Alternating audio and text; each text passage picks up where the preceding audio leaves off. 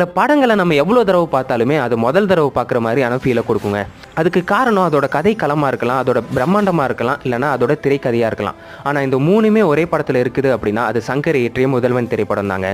ஒரு நாள் முதல்வன் அப்படிங்கிற ஒரு புது கான்செப்ட் மட்டும் இல்லாமல் ஒரு சிஎம்னா இப்படி தாண்டா இருக்கணும் அப்படிங்கிற ஒரு ஃபீலை ஒவ்வொரு தடவை இந்த திரைப்படத்தை பார்க்கும்போதும் நமக்கு ஃபீல் ஆகுங்க.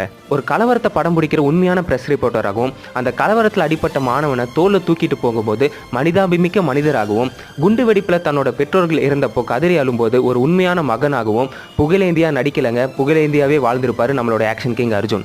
தீக்குள்ள விரல விட்டா சுடுன்னு சொல்றேன், அது உனக்கு புரிய மாட்டேது அப்படின்னு இன்டர்வியூல மிரட்டி இருப்பாரு வில்லன் ரகுவரன்.